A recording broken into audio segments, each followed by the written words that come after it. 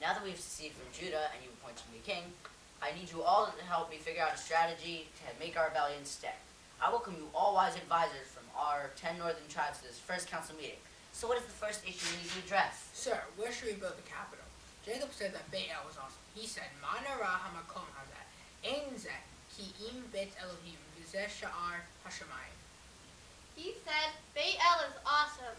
This is God's house, the gate to heaven. I was thinking we should build it in Shechem because it is in the middle, but maybe there are other places for it to be built. Maybe we should build it in Dan, because it is in the north. So Rehoboam, the king of the southern kingdom of Judah, can't get to us that easily. I mean, it's such a big place. No, we must build it in Shechem, and that is final. It's near everything, and it is in the middle. And if we build some nice walls, it'll be easy to defend. Sheep builder, you just build up those defenses. Why? When the southern tribes come, we will be ready. But what about the rest of the land? Dan in the north and Beit El on the front line. We will defend it somehow, but for now, focus on building the defenses for the capital, Shechem. Where else should we build defenses? At the border, in the north, and maybe at Dan and Beit El. My lord, what do we do if they pass our defenses? We pray.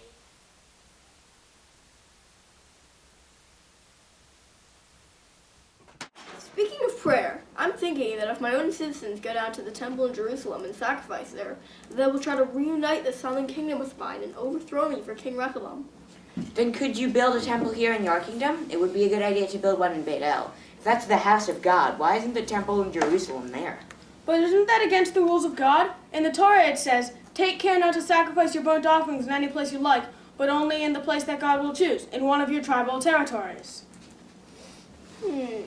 Well, I guess that's true. But did it specifically say that God chose Jerusalem? Well, no. Isn't it necessary for the war? You can disobey a law of God to save a life. Well, yes. If we don't build our own temple, they will go to Jerusalem, they will overthrow me, and I will be assassinated. Meaning we're building a temple in Beit El to save my life. But the whole point of this is so that your majesty's subjects don't have to go so far to make sacrifices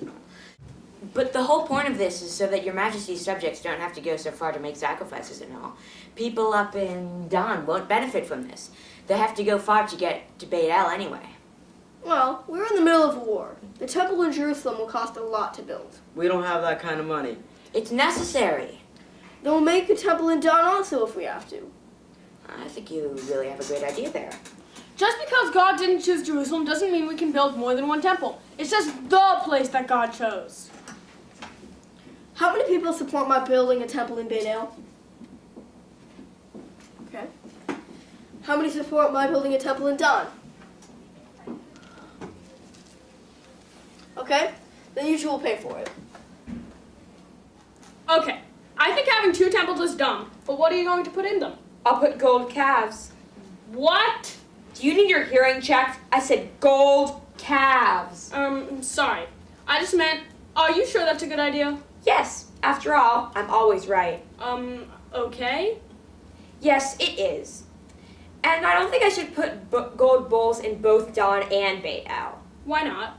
Because having two gods is against the law. So is having one gold bull. Don't you think having two is pushing it? I think having one is pushing it. How come? Because the golden calves are against the second commandment. Since when? I don't study the Torah. In Pasuk 4 in chapter 20 of Exodus, it says, Lo ta'aseh lecha pesah. Well, the temple in Jerusalem has cherubim. Isn't there a difference? What's the difference? They don't worship the cherubim, plus they were commanded to make them. Then we won't worship the bulls. After all, a winged bull is very similar to a naked winged baby. Still, I think it's pushing it. Well, pushing it is pushing it. I'll do two. Fine, but where will we get all the gold? That cost a lot. Brass? Or maybe we could cover the outside with real gold. After all, someone may try to test it. I guess so.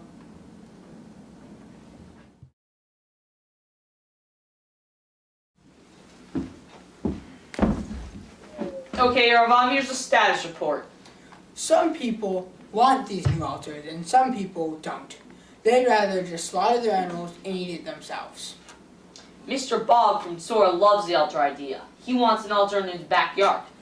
But Mr. Fred from the ghetto is against having to go back to sacrifices because he has 42 mouths to feed and doesn't want to share his food with Kohanim.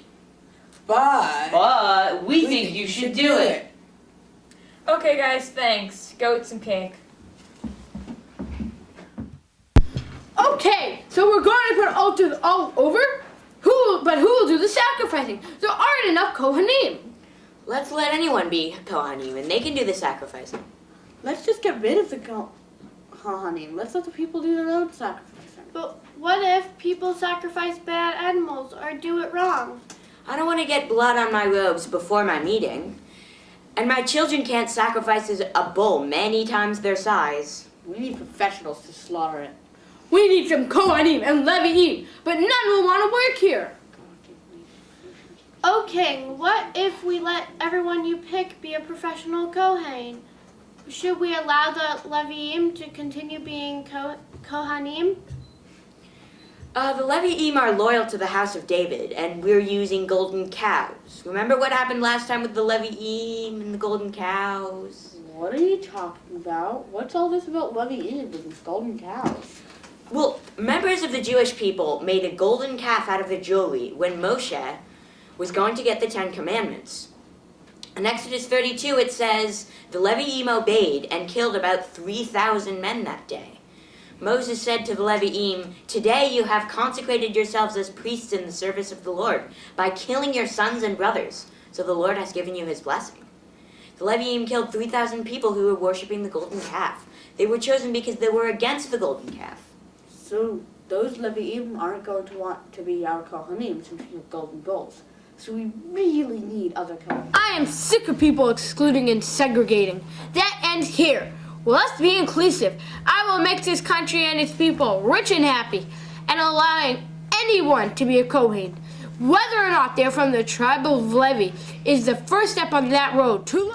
I want to dedicate the new temples on Sukkot, but that's in a year. Solomon dedicated his temple on Sukkot, and I want to be a good king for my people like him. Then just wait. Excuse me for saying, but what else can we do? Yes, if I dedicate the temples on Sukkot, everyone will be at the temple in Jerusalem. So what should I do? Then maybe dedicate it on a different day. But we have to be able to sacrifice, so we need to do it on Sukkot. Couldn't we do it on a different holiday? We would still have the same problem on Pesach and Shavuot. They would still go to Jerusalem. Is it possible to change the date of Sukkot? No, that's over the line. We have broken too many rules already. We can't just change the date of a holiday. God said to Moses that on the 15th day of the 7th month there shall be a feast of Sukkot to God 7 days. Who cares about breaking rules? I'm in charge here. I make the rules.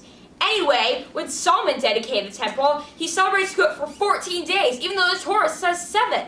And he was a great guy. Everyone liked him.